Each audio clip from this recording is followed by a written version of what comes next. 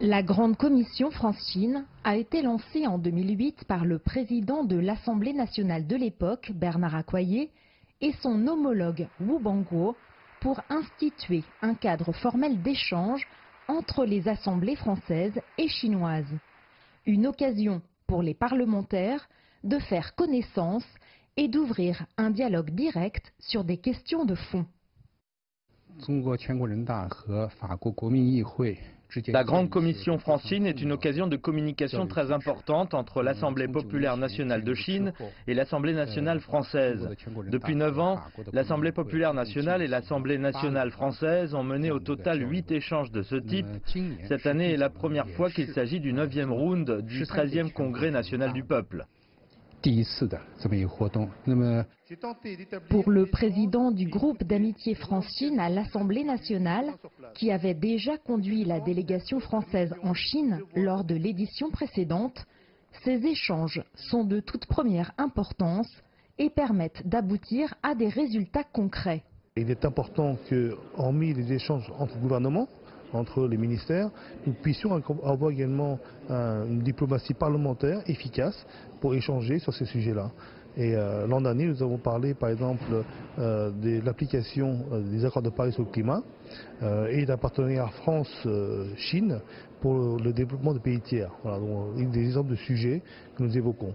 Alors que les échanges commerciaux ont été profondément touchés récemment par des décisions, notamment américaines, les discussions étaient axées cette année sur le commerce mondial et la vision commune de la France et de la Chine sur le multilatéralisme, mais aussi sur la coopération décentralisée entre les deux pays.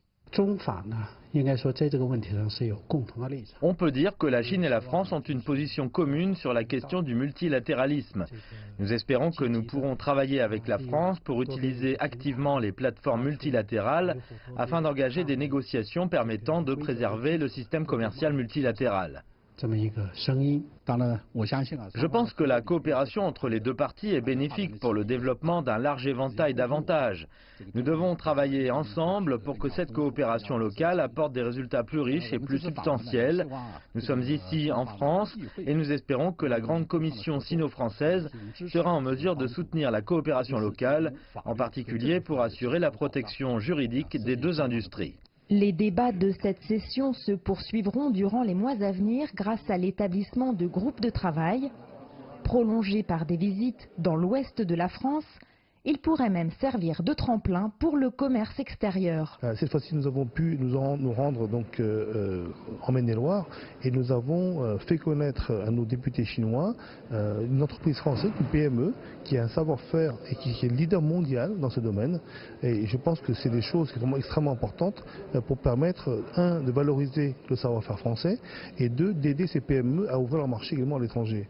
Et autre chose également intéressante, c'est qu'ils ont vu au travers de cette visite comment nous, en France, nous préservons également le patrimoine, nous préservons des espèces, la variété, etc. dans les parcs régionaux. Et ce sont des sujets qui ont beaucoup intéressé nos homologues chinois. Tisser des liens profonds sur la durée, voilà le mode opératoire de cette grande commission France-Chine qui permet d'instaurer entre les deux pays des échanges riches et humains en marge des circuits diplomatiques classiques. Jade Charles, CGTN, Paris.